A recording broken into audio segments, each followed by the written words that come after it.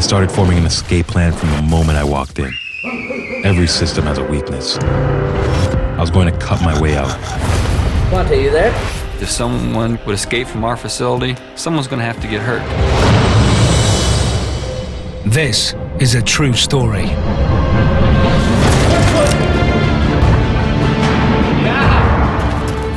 Quawntay! It's a dramatized account based on the escapee's own recollections in letters and phone calls.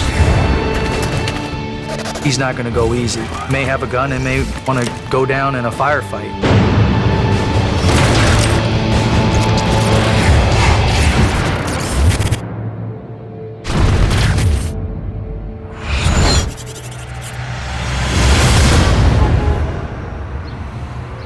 My name is Quawntay Adams. I'm 30 years old.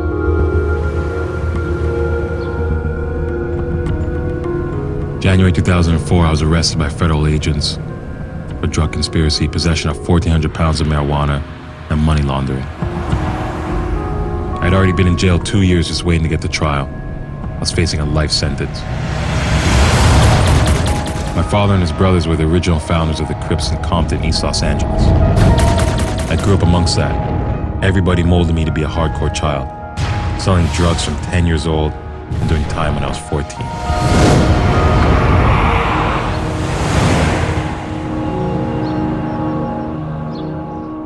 I've been locked up for 16 of the last 19 years. When I was in county jail, I tried to escape a couple of times. I'd been caught with little hacksaw blades and different things. So I was transferred to the maximum security federal wing at Alton Jail.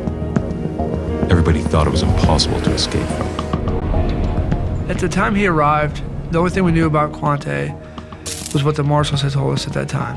And they'd said that he was an escape risk with a prior attempt. As I get near, I'm looking at the height of the building. I'm counting bricks to determine how many square feet the rooms are. I'm looking at the ventilation system. I'm looking at cameras. I'm trying to see every little thing that I can.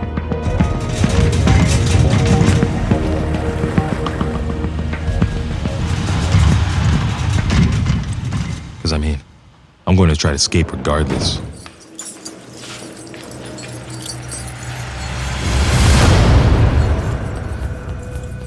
They had cameras everywhere. All the doors were pretty much high-tech, you know. It was a real high-tech jail. But there wasn't enough monitors to watch every cell. Okay, name? Quawntay Adams. Age? 30. Marital status?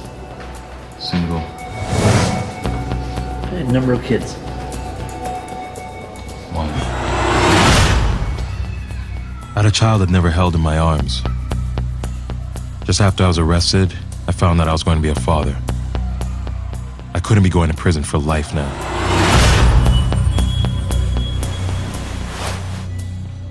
They gave me toiletries, toothpaste, dental floss, what have you.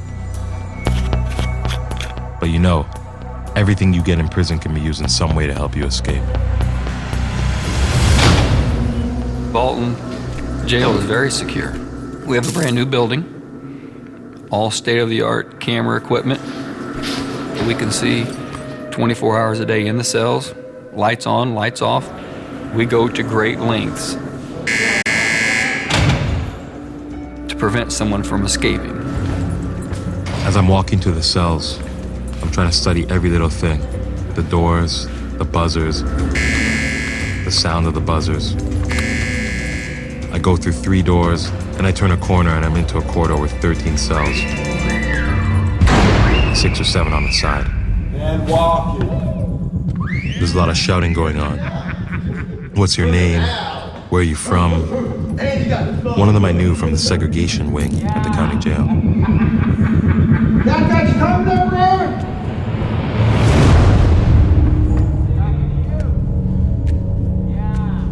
With the video system in the booking area, we have the monitor set up to where we can see the cell blocks, see into the cells. How's the new guy shaping? We're constantly looking at those. He's certainly not camera shy, that's for sure.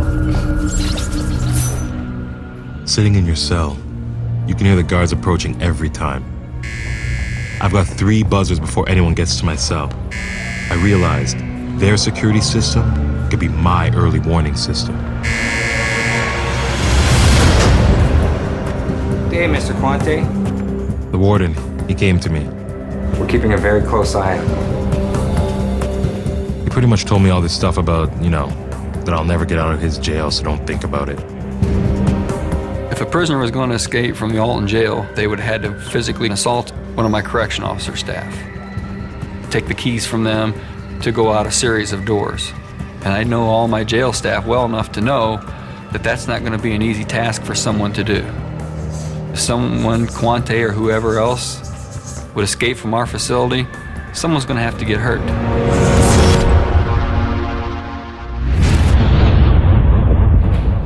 They searched my cell every day, shake my cell down, Just making sure that you're still here, Quawntay. make sure there's no escape routes or anything like that.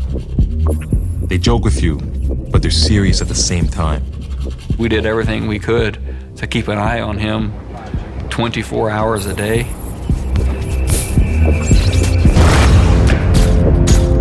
If you've got cameras, you're watching the prison, right?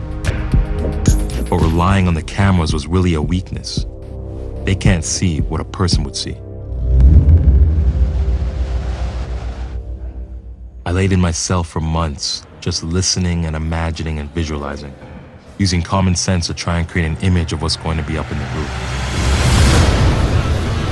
Piping, water sprinkler piping, ventilation systems, and all that. Every little thing that plays a part in creating a vivid description of what you're going to actually encounter when you plan an escape. You try to study the piping and plumbing of the building. You listen to sound and see how it travels through the cell. I'm paying attention to every little thing. When it would rain outside, I could smell this distinct smell, rain on concrete. And that reminded me, it made me know for sure that there was an exhaust fan up there in the roof. So I just wanted to follow that smell. I knew there was a way out. Of course, I'm looking for an exit. But there are 3 different doors, and every time you move, you had to be shackled. I never thought about tunneling my way out. The chief of police was underneath me. But maybe I could go through the roof.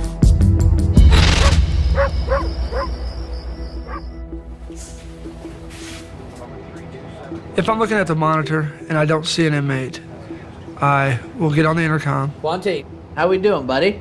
Generally, they're buried under their covers or they're using the restroom. Leave me alone, Mike. I'm on the can.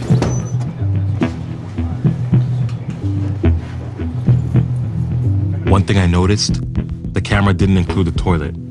So if the guard was looking on the screen of your camera, he's not going to be worried while he thinks you're using the toilet.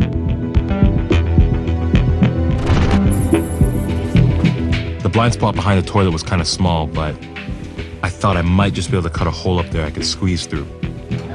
My problem was that the roof was solid steel, and I needed a tool to cut my way out with.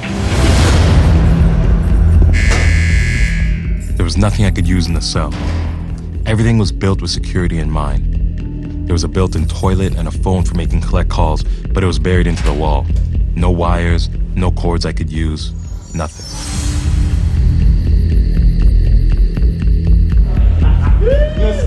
Every morning at 7 a.m., we'll begin their 1 hour of rec time, starting with each cell. I knew how to get a blade. I'd done it before. I got it sent through the mail, but I couldn't do that here. Security was too tight. Hey, Quawntay, ain't no place to run, brother. And then it came to me. I reckon that brother's in training for the 2050 Olympics. Maybe I could get a book sent to another inmate. But I didn't trust any of them. I didn't want to rely on anyone. Then I thought, maybe, I didn't even have to know it was coming. I need a blade. I'm the only one to hear that's right. What is the mom? I was real nervous waiting. I didn't know if the book was going to get x-rayed. I didn't know if the guy would say, I didn't order this, I don't want this. I knew that if they found the blade, they would somehow suspect me, and my security level would be raised sky high. So I knew that if the blade didn't get through, everything would fail. The other inmate wasn't even aware the book was coming in. Nor was he aware that there was a hacksaw blade inside of the book. Hey, Vin. I didn't know you were such a deep thinker. Modern ethics. I knew if the book didn't get through, I wouldn't be getting out. What's the conundrum? I don't know. Enjoy. You can't give any signs of your plan. You gotta appear normal. Once the book was sent in, I waited. I waited a week or so. Then, Hey, Vinny, I tried to get the book passed to me. can I get a read of that book you got sent? Merle took the book.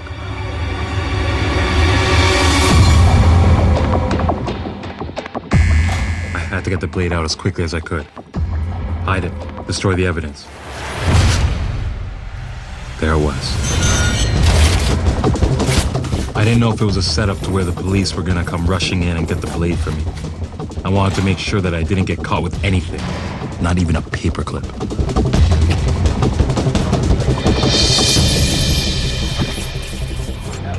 When I actually got the blade, I was a little nervous and excited. I didn't know for sure my plan was going to work.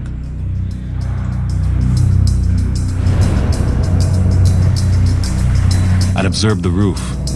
I was thinking I could cut my way through the ceiling and make my way out through those vents. I put the blade to the ceiling and it sounded loud. What's that noise? You drilling for oil? You home free, buddy boy? You in there? Dug yourself a tunnel already? I was surrounded by 18 other inmates. At least 14 of them were snitches, looking to go tell and get a time reduction. So I thought, the only way I could cut at the ceiling was when things were really loud on the corridor. I had to get them to cover for me. I would get them to cause a distraction without them realizing. These guys are bored out of their minds, would do anything to keep entertained. Victor! Let me hear something, man. Oh, Quawntay, I got something new for you. I just wrote a new verse. I'd get people making music, rapping. When in my zone, let me loose. You're on your own. Try to take my throne. I climb mad when I The ride. lyrics all wrong. Hey, yo, CJ. Show Victor how it's done. Harmonized tones, mind's gone ballistic. Philosophical politics, linguistics of a mystic. So you had all these cells blowing up at the same time. Everybody would get louder and louder and try to be heard, and the louder they got, the less I could be heard. It got more to be like a battle rap, you know? Like MCs who battle each other.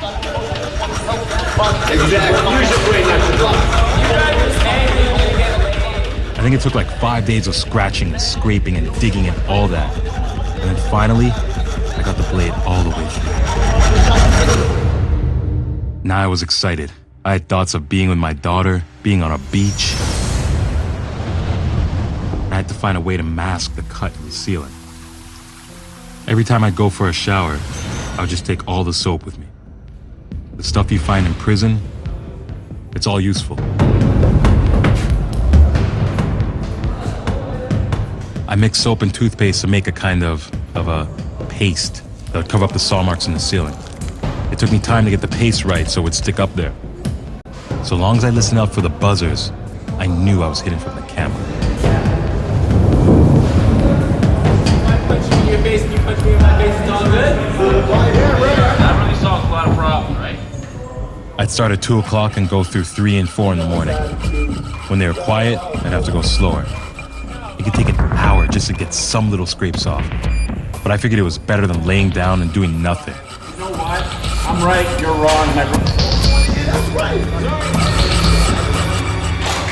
After 3 weeks of cutting, I was finally through. Steel came away in my hands, You know what? I'm right, you're wrong, my brother over there. and I felt a rush of excitement. I knew I was on my way. Freedom was on the other side of that hole. I could hear the guard getting closer, and I still couldn't get the piece of it back in the ceiling. I was panicking.